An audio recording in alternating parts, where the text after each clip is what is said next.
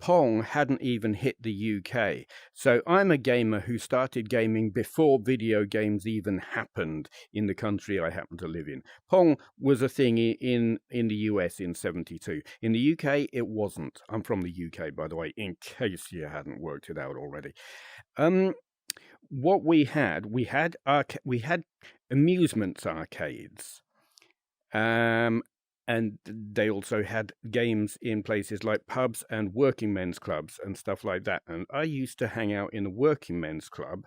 I say hang out. I used to get taken occasionally. The family would go to this working men's club where my granddad used to drink. And they had electromechanical amusements, machines, games, whatever. They were like a video game, except they weren't computerized. They didn't have a screen as such. They were like a diorama, an interactive diorama. It had models and things. I played this game called Sega Missile. There's a video or videos of it on YouTube. Look them up. There were you controlled this little missile launcher thing that fired missiles up at planes that were coming over. It used models, it used mirrors, it used lights, it used like one-way mirrors. It was clever. It was magic to my 4-year-old mind. There were other games like driving games. You had a steering wheel, you had a little model car, you had a drum that rolled with cars painted on it, and if you hit one of the cars, there would be a red light that would flash, and there was like a score that went round on a drum, and it was affected by whether you hit other cars or not. It was clever stuff. It was mechanical. And it was the precursor to video games, and that's when I started gaming. And so when Pong came along, my mind was blown. It's like, this is a TV screen. How can you control something on a TV screen? What witchcraft is this? And from that moment on, I was hooked. I wanted everything to do with video games. I wanted to play every game. I wanted to own every console. I didn't get to do that for a very, very long time. But birthdays and Christmas, I would ask for games, or I got my first console was like a Binatone Mark 10 Pong TV game. Pong, table tennis on a screen, bat, ball. Had one of them, then I had an Atari 2600, had a ZX81 computer, then an Atari 600, then an Acorn Electron. So here's the thing. When I started gaming, games were...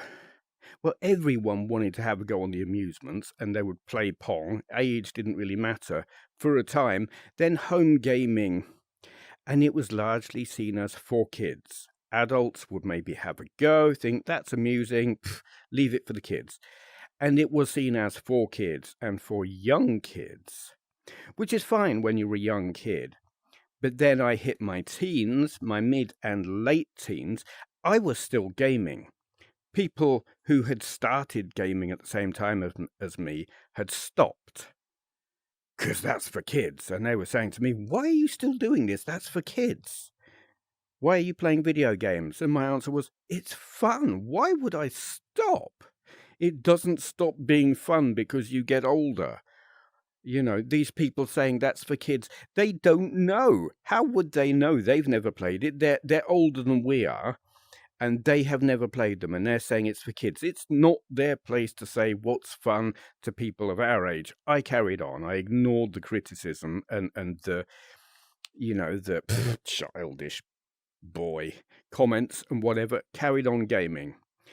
And I absolutely stand by that decision, because gaming later became a cool thing regardless of your age. It was always...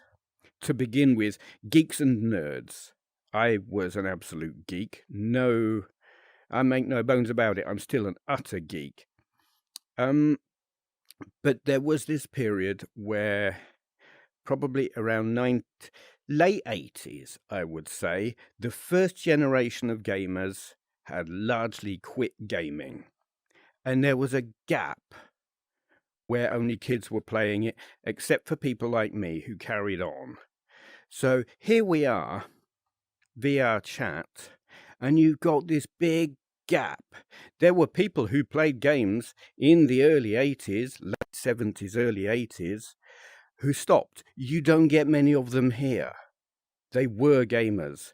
They might be gamers again, got back into it around the PS1 era, but mostly the people who are on here are people who started gaming from PS1, PS2 onwards. And there are very few people like me who were gaming right from the start and didn't stop. It's those who stopped. They're why there aren't many people my age on here. And it's a shame, because VR chat is an amazing social thing. I keep hearing people calling it a game. And to me, this isn't a game. It is a social environment. You know, you can play games on it, absolutely, and I love the golf games and stuff like that. But it's not a game. It is a way of meeting like-minded people, and let's be honest, geeks. Certainly the people I'm associating with, they're totally geeks, and it's fantastic. And I can't meet these kinds of people in the real world. So although saying, what is a person my age doing on here, I would say, why on earth wouldn't I? I can't meet these kinds of people in the real world at all. Partly, I'm on the autistic spectrum. I find social environments challenging, very anxious. I don't like going to a pub at night to meet people, friends. I don't make friends in that kind of environment. I feel completely uncomfortable and whatever. You know, it's like the fishbowl. I would not, God, would I look out of place in the fishbowl in the real world. But I can do it here. Get, you know, totally. I won't say I'm dancing to the music. I'm sitting in a chair waving the arms about. But, you know, it is just a fantastic way of being able to do things, meet people, go places that you just can't do in the real world. That's why I'm here. And it's the creative aspect as well, which I wasn't expecting. The avatars are amazing things, and having spent a significant time just looking for all the cat avatars I possibly could, I started editing my own. It's like this one. You probably won't have noticed the finer details on this, but there are quite a few. There are a lot of in-jokes on here, and I'm going to explain it to you. You probably already noticed the cat likes beer there. That was like the first thing I added. It was just, this is how I'm going to say this is mine, and not just one that's off the shelf in some world. Borg and stuff, it says. It also says resistance is something something. And you'll notice here, Captain's Pips. And 7 of 9's implant, and also that implant just there, 7 of 9. It's a Star Trek thing. It's a geek thing. I like Star Trek. I wouldn't look forward, you stupid avatar. Doesn't want to. Doesn't. Sorry, I just don't want to look at you. No. I like Star Trek. I'm not really a big Trekkie. It was part of it is cheeky breeky. Everything she's wearing is cyborg, and it's like, I want to add some cyborg stuff to this, because I like that kind of stuff. I think it's cool. What is easy cyborg stuff to add when you can't actually model, because I don't know how to do the 3D modeling. So what would be easy to like cut and paste from a photo or whatever and slap onto this texture? Well, Borg stuff, easy. The body armor, that it's nothing to do with Borg and whatever, but it's like, they have body armor on them. Let's slap some on and paint on it, write on it. Black Sheep Milk Stout had to have the logo in there. Just before I was actually able to get the bottle onto the model, I had a hard time with that. The bow tie, that is because he's a tuxedo cat. I mean, yes, it's not a tuxedo, but he's a tuxedo cat. They call them that because they look like they're wearing a tuxedo. Well, if you're wearing a tuxedo, you got to have a bow tie, ain't you? And the goggles, beer goggles, in it. And I realise not everyone knows what beer goggles are. It's, I guess, a British term.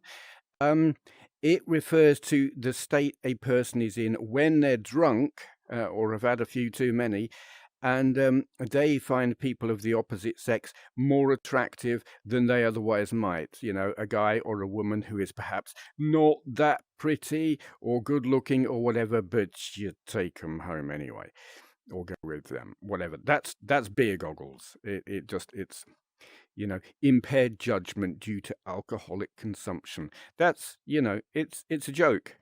This whole, yeah, you get it.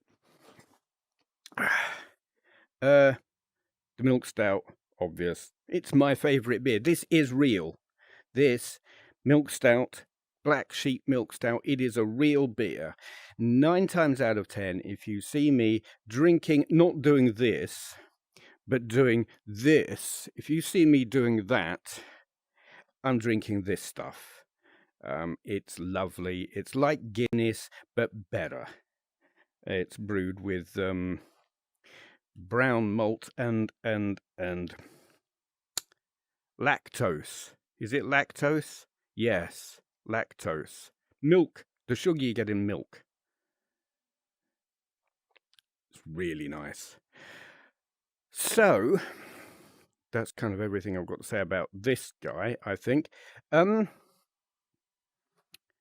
What else can I tell you? Not an awful lot, really. I have a plan for... I'm not actually going to do it on this channel, I don't think, because part of what I do other than VR chat, I am a retro gamer. I said about when I was a kid, I wanted all the consoles. Well, now I kind of have them. I have this collection that dates back to those early Pong machines, all the way through to PS4 Pro. I haven't got all of the Nintendo stuff. Haven't got a GameCube, got a Wii, got nothing later than a Wii.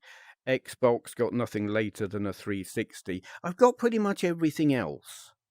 And computers, everything from a Commodore PET, Sinclair ZX80 or whatever, through to Amiga 1200 and Acorn Archimedes. So 32-bit stuff before PCs completely dominated. Lot of stuff, handhelds, everything from the and I've forgotten what it's called, pre-Game Boy, something Vision, forgotten, can't remember. I've got a Game & Watch ball, one of those. Yeah, that's probably the earliest handheld thing I've got. All the way through to PSP, and then a whole load of like Chinese emulation handhelds. Altogether, in total, I actually don't know how many devices and consoles and computers I've got. It's over 100, literally. My room, I live in a one-room studio flat, like ensuite bathroom or whatever, but it's one room. It's not huge, and it is jammed full of computers and consoles and stuff. And that's what I do on my other YouTube channel. Gameplays, and I talk about the old systems. Not so much anymore, actually. And I stream gameplay from time to time. 20,000 subscribers, give or take. Well, not take, give. 20,277 last time I looked, but that goes up and down. Over 7 million views. It's not so easy to find out how many views you've got these days, but the last time I was able to check, it was over 7 million. No, I'm not famous, because most of those views are from all the same people who just have watched them. I've been doing it for 15 years on YouTube, so, you know. But my plan is, what I'm going to do is stream. And I'm probably going to try this fairly soon. I'm going to stream from VR chat, and I'm going to do it in Spirit of the Sea, because the TV screens in there can receive and display streams. I know this because we've done it. We were watching some drum and bass knows, Russian hard bass geezer doing it. So I'm going to stream in there. I'm going to using OVR Toolkit. I'll have a little window in my VR view so I can see the comments and the chat of my YouTube viewers. And I will display that will be embedded into the stream, which I will then display on the screen inside the VR chat room in Spirit of the Sea. And initially I'll have it set to invite only, and we'll see how it goes. But I think ultimately I'd like to have it set Friends Plus. So I will be able to chat with my viewers, most of whom I know to some degree, but also you'll be able to see what they're saying as well. And they will be able to see you. You'll be able to see what they're saying, as well as just me. And that could be very interesting. It could be catastrophic. I know there are certainly at least one member of our friends group who doesn't ever want to be on stream. And I would say to that person when I'm streaming, don't join. If you join not knowing what's going on and finding out what's going on, you'll just have to leave, because I'm not going to stop streaming because you don't like it. There may be others who feel the same way. There will, I'll have to announce it somewhere or somehow so that people know what's going on. It will certainly be in my status, but it's.